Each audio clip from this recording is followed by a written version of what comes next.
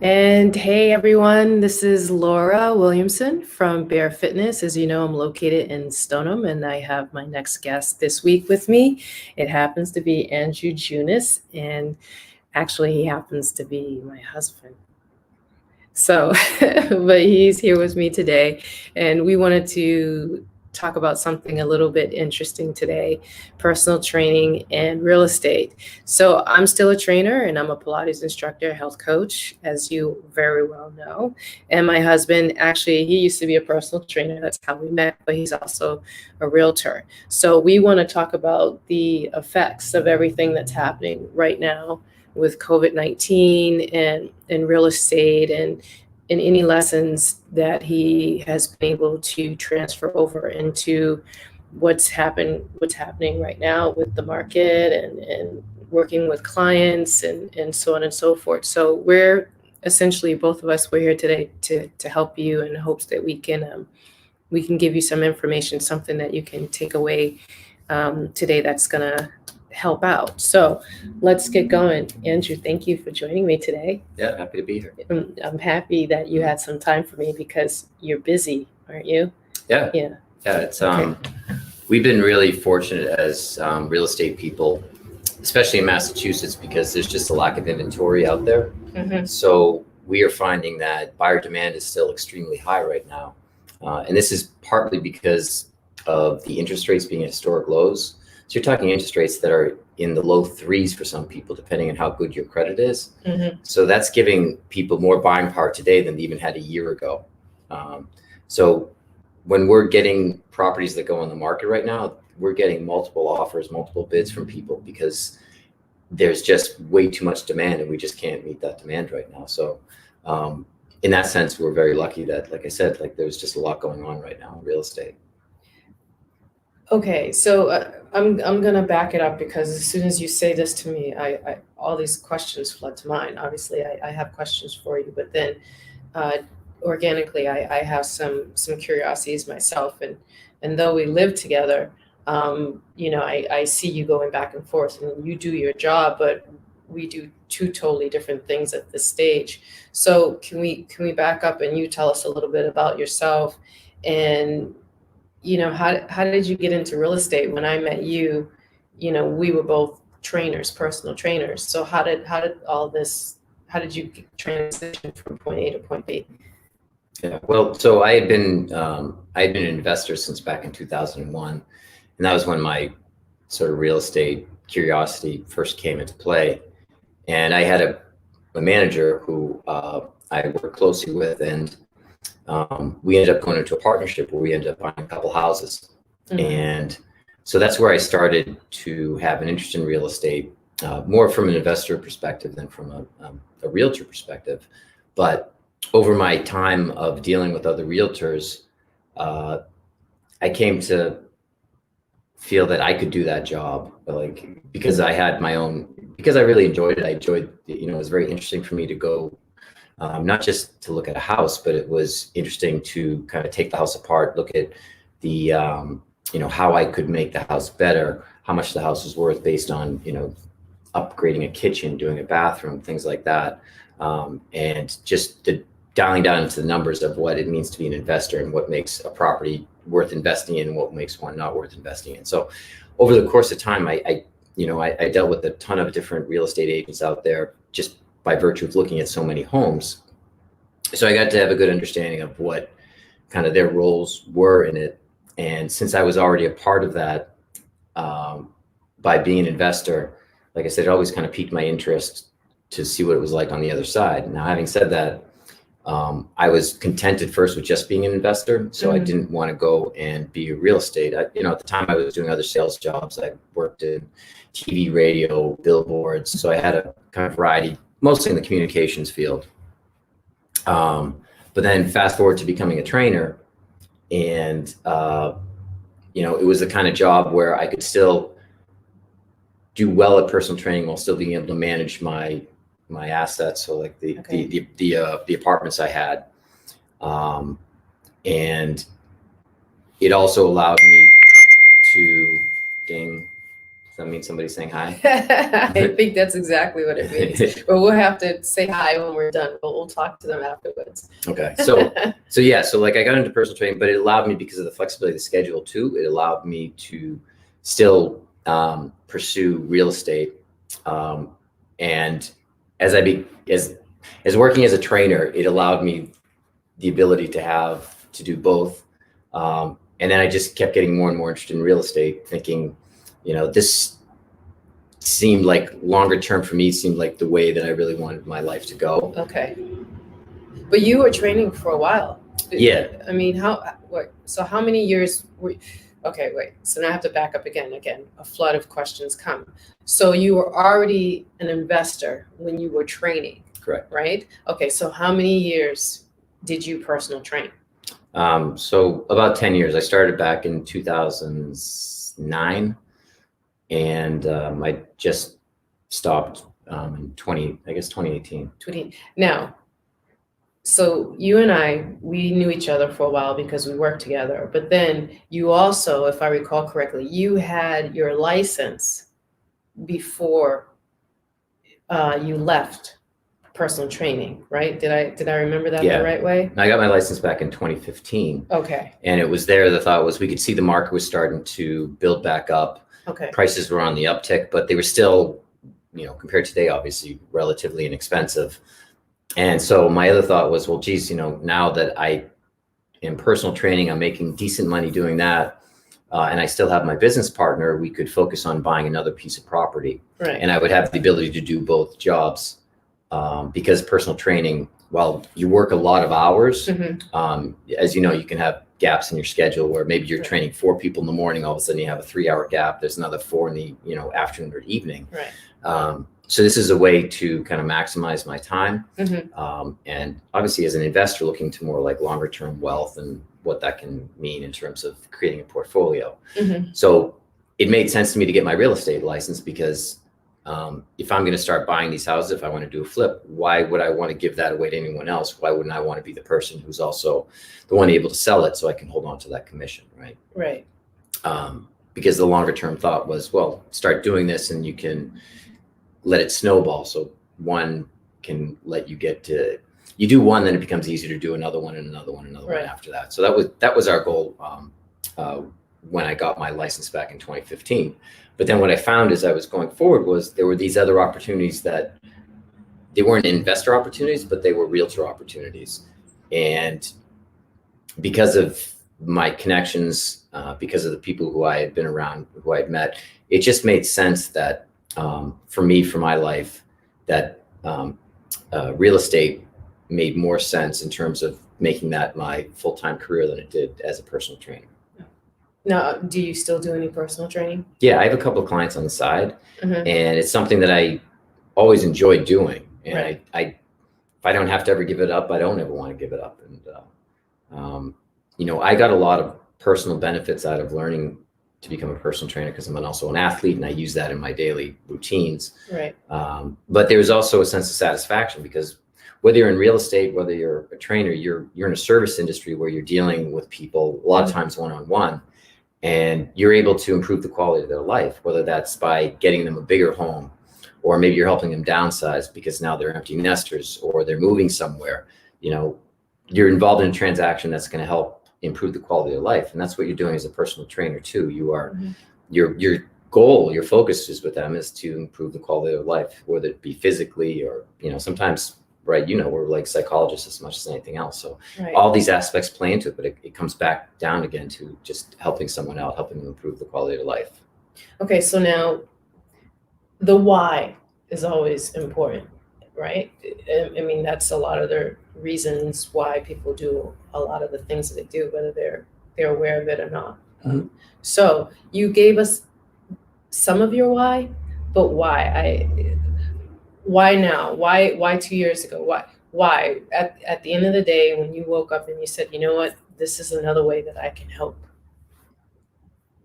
What was it? What was it in your life that happened? Was it anything in particular, or was it you just woke up and you said, you know what, I think this is what I want to do now? Or was it a light bulb moment that kind of went off for you and you said, you know what, I think this is definitely the direction I should go in.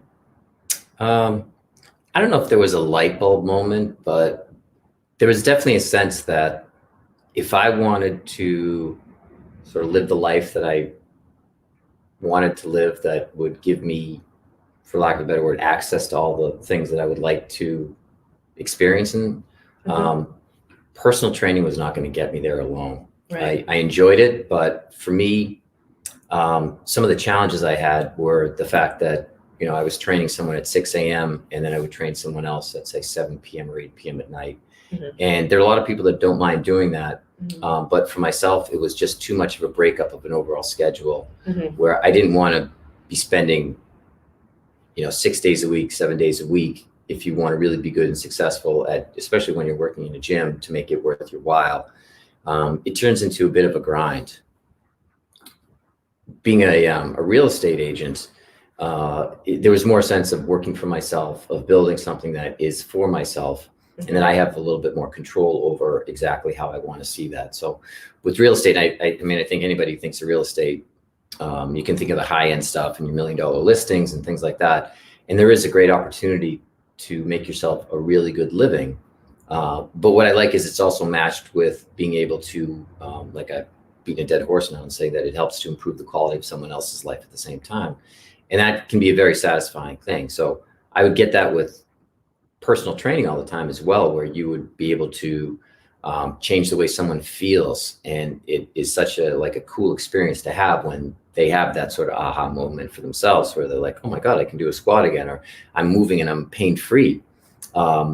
This is sort of kind of on a bigger level to me when you're dealing with real estate, where you're taking someone from maybe an apartment to their first home, and they're just ecstatic being able to sort of put their feet down on something, put their feet in something that now they own themselves.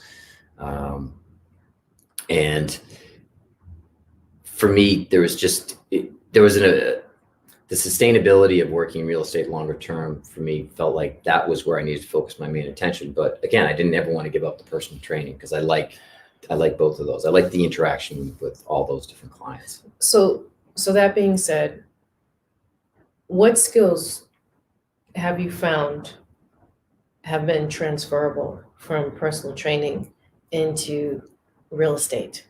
And I say real estate generally. I know I put a blanket on it here because, you right now at this point, you've done a lot. You've done the investor side, like you've had projects, you're a realtor, you've worked in different aspects of it at this point. So are there any skills that you have found that you might have thought to yourself, wow, that came in pretty handy. I'm glad I was able to do that, or I had the experience in this particular situation over here, and it was transferable to this particular situation over here. Yeah, like going with clients walking up steps and not being out of breath is always a plus. Yeah.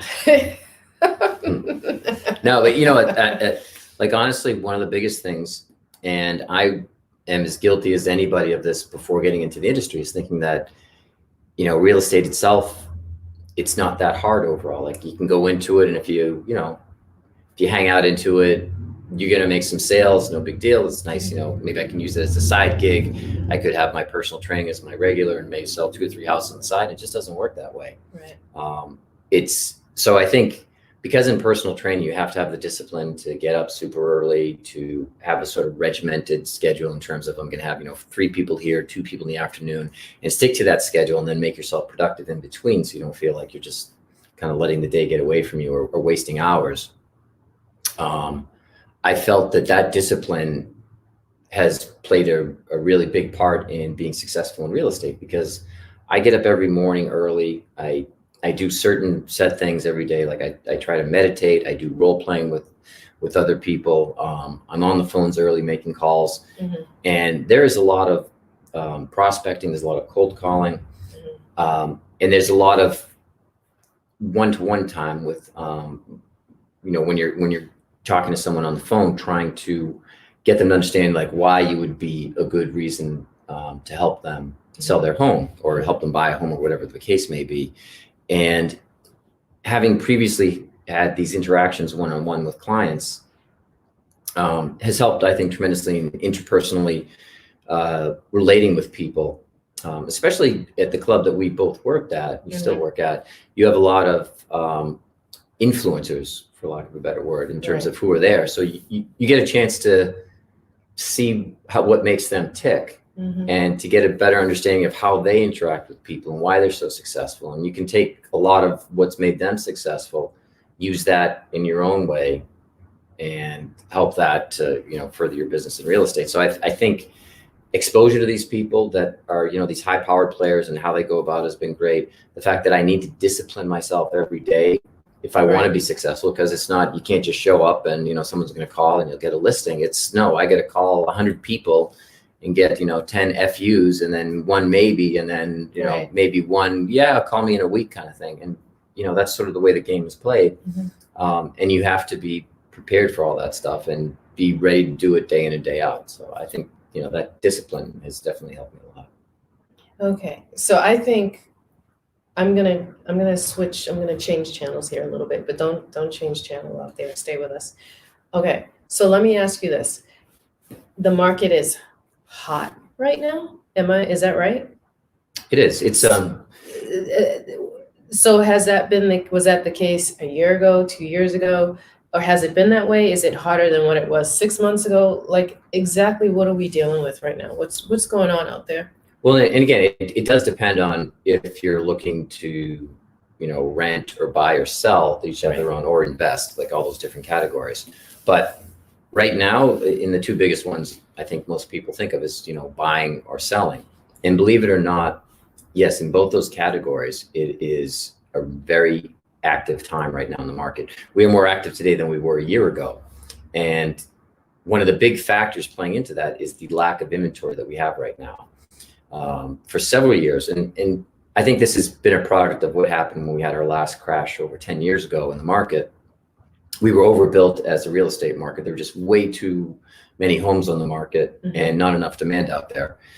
So since that time, builders are not putting anything out there. They're building on spec only. That is, they already have the people who want to buy them. The demand is there. Right. And as it is now, we have less availability than the market is asking for. So the market is staying extremely strong because anybody who puts their home on the market, they have plenty of buyers out there who are looking for that, especially when we get into, say, a home that is worth $500,000. Uh-oh. Excuse that, everyone. And I don't know where it is. There we go. We're back, everyone. And so what I want to ask, the other question that I ask, and again, apologize for the small interruption there, technical difficulties in the year 2020. So how are people meeting with you? How are people safe? This is a concern right now. So how is it that you're able to sell a house, close on a house? And I see you coming and going, and it's like, oh, I closed, or I met with someone, or a meeting, and I have to do A, B, and C. So what's the process right now? How exactly does that work? Well, we are, tailoring our experience to the client with safety is the number one thing. So whether, I'm meeting with clients still in person, obviously we're doing, masks and gloves and keeping our distance. But for people who don't feel comfortable doing that, and for people, certainly safety is, of utmost concern to them in terms of not wanting to get exposure at all. We do virtual listings, right? So, and we do virtual appointments. So just as we're sitting here talking and you can be on a computer watching this, we can do interactively, whether it's through an iPhone. If you do that, we do FaceTime with people, or we have third conferencing, video conferencings like Zoom and other things like that, where we're able to interact with them. We're able to put a name to the face. And if we're talking to someone about their home, they're able to walk around the home, show us the features of the home that they really like. So we get a good sense of what it looks like. So we can give them a fairly accurate valuation without having to see their home in person. So it gives them that information to see if it makes sense for them to go on the market or not. And, in addition to doing this stuff virtually, in terms of just evaluation, we also go over the whole marketing presentation we would do, how we would position their home. We talk about the current market what the state is for them in their own particular area, so that we give them as much information. So whether they decide to put their home on the market tomorrow, in a month or a year, or whatever it is, at least they're equipped with all the necessary information to make that best decision. Okay, so let me ask this question. So early on, I think you as a realtor, within the industry, you are considered essential. Not that no one else is essential, but is that right? You were essential anyway. So you guys never really closed. You never shut down. No, it was, we were considered an essential business. So, people still need a place to live. People need to sell. People need to buy. And we found that there was definitely a drop in activity, probably starting mid-March going up until April. But after that point, we saw a steady uptick. And so, on the fly, like everyone else, we had to adjust business. And that meant figuring out how to do things more virtually. At first it was just reaching out by a phone call and saying, hey, how you doing? We're still here, and didn't want you to think that we had forgotten about you with everything going on, to let people know that we were still in business.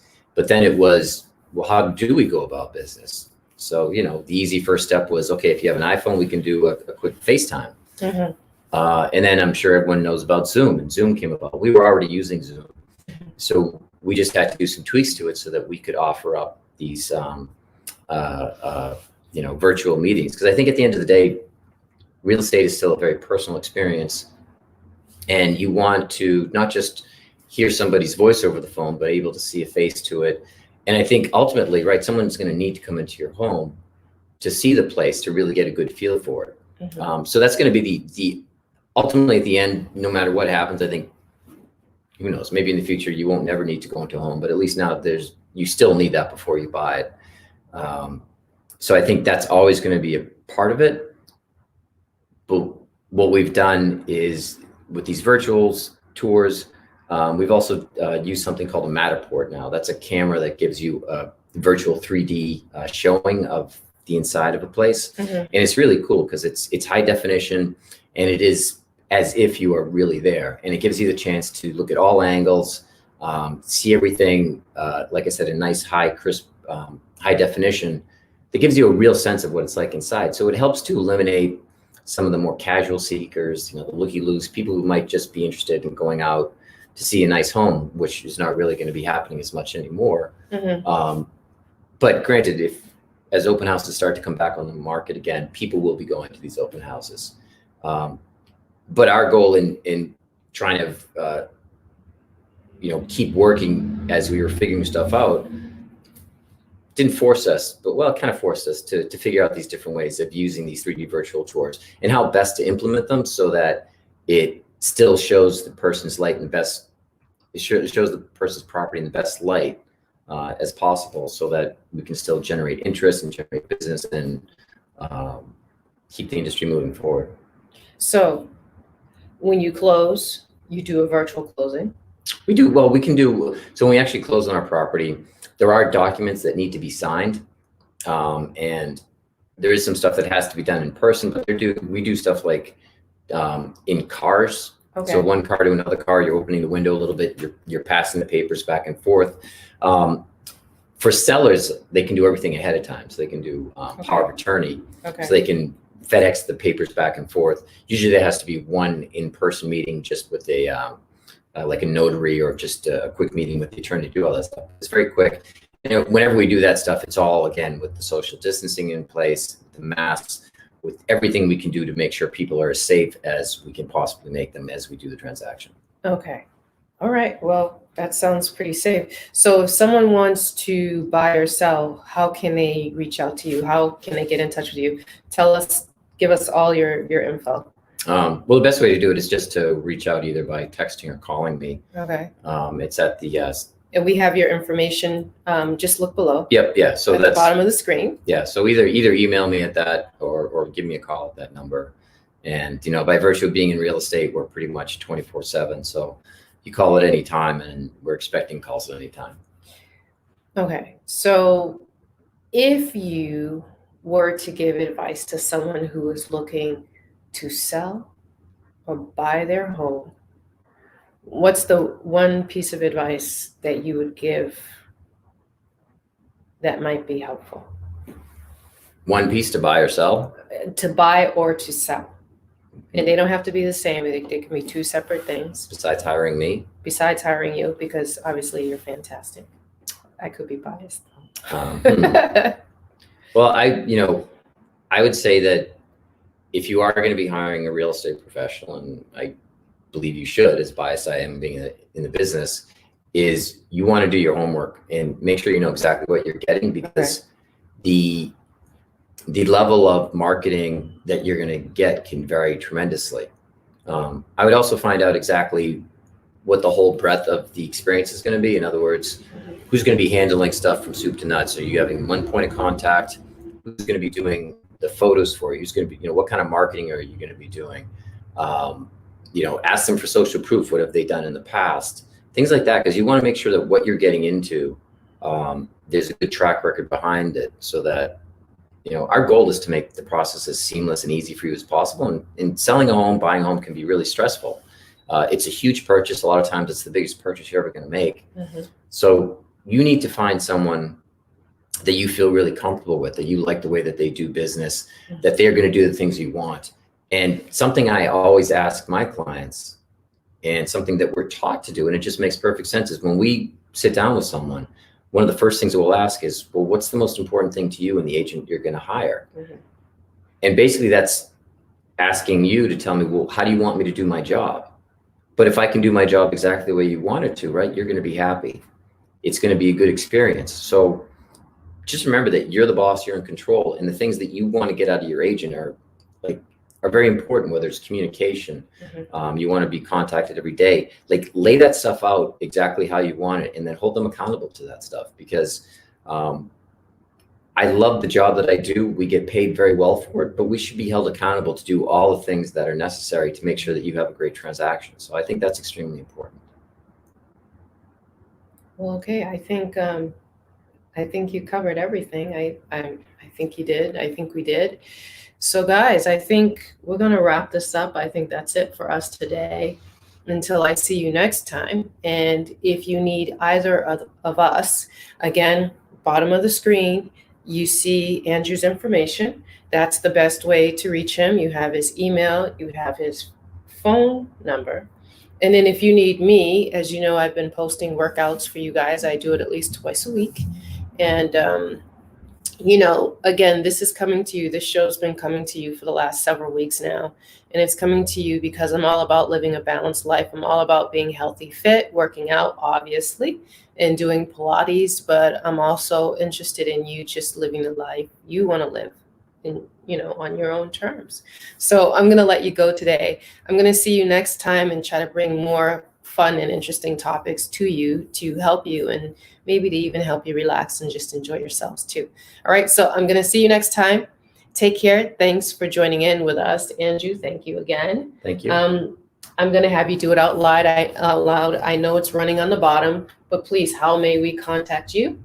So my email is andrew.junas@unityrealty.com, and my phone number is 617-921-7148. Okay. All right. You guys, it's great seeing you as usual. Have an awesome day, and we're going to see you next time. Okay. Take care, and stay tuned and check out my Facebook page so you know what the next and upcoming topics are going to be. All right. Bye.